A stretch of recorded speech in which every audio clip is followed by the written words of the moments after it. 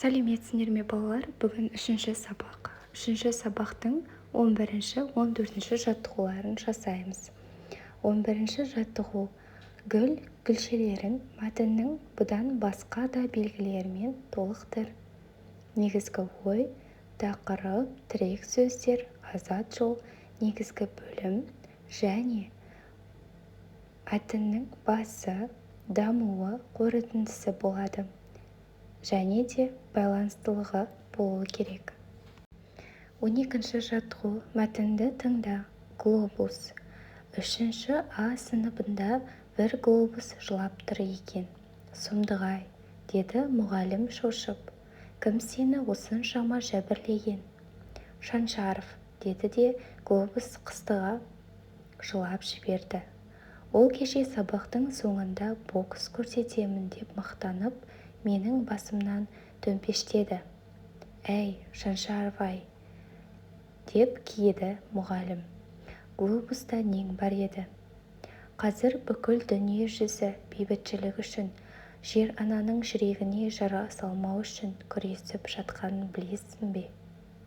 Орнынан сүйретіле түрегелген Шаншаров ұялғанынан қып-қызыл болып төмен қарады. Мұғалімнің нені меңзегенін түсінді.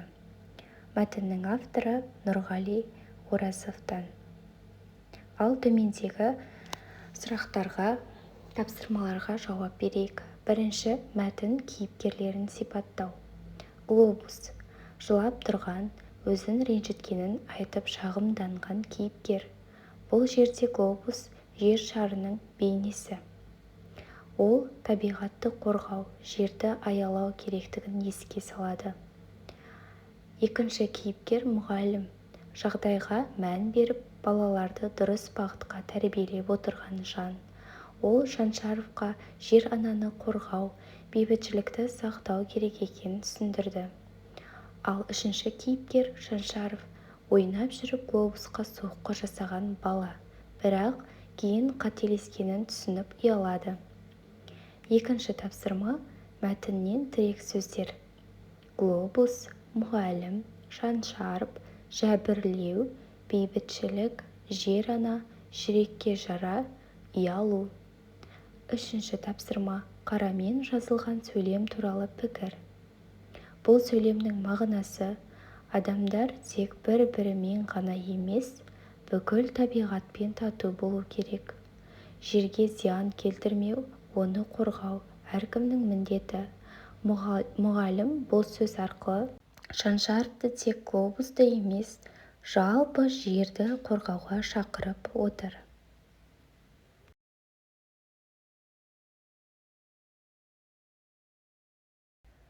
13 тапсырма. Мәтінді оқып, бөліктерді дұрыс қалыпқа келтір. Зеңгір аспанда көшіп бара жатқан бұлттар түтінге ұқсайды. Тіпті түтіннен аумайды. Әже немересіне бұлт дегенді қалай түсіндірерін білмей ойланып тұр. Айым аспанға қарады, аспанда шарбы бұлт көшіп барады. Әже, аспанға кім түтін жіберді? Бұлт қой ол, түтін емес. Жоқ, түтін. Өзіңіз дұрыстап қараңызшы. Үлкен кісі де көк жүзіне назар салды. Мәтіннің авторы Әлсейіт Ақпанбетұлы. Зеңгір, шарбы, бұлт, түтін сөздерінің мағынасын төмендегі қай дереккөздерден табуға болады? Бұл сұрақтың дұрыс жауабы түсіндірме сөздік. Өйткені зеңгір, шарбы, бұлт, түтін жеке сөздер, олардың нақты мағынасын білу үшін түсіндірме сөздікке жүгінеміз. Ал синонимдер сөздігіне мағынасына ұқсас сөздер беріледі. Ал екінші фразеологиялық сөздікте тұрақты сөз тіркестерінің мағынасы түсіндіріледі. Сондықтан бұл сөздердің мағынасын тек түсіндірме сөздіктен табуға болады екен балалар. 14 жаттығу. 13 жаттығу мәтініндегі әже мен немересінің диалогын қатесіз көшіріп жаз. Диалогты өздерің ауызша жалғастырыңдар. Я, қарап тұрсам бұлт екен. Шарбы бұлттар түтінге ұқсайды ғой балам. Сонда түтін емес пе? жоқ, түтін тек от жаққанда шығады, ал мынау табиғаттың әсем көрінісі. Аспандағы бұлттар. Әже, бұлттардан жаңбыр жауа ма? Иә, кейде жауады. Бұлттар жиналып, ауырлап кеткенде жаңбыр толып төгіледі. Қандай қызық, онда аспан бізге су сыйлайды екен ғой. Дұрыс айтасың, балам, аспан жер анаға әрдайым береке сыйлайды.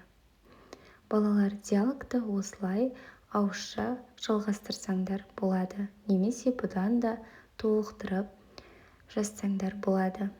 Сау болыңдар.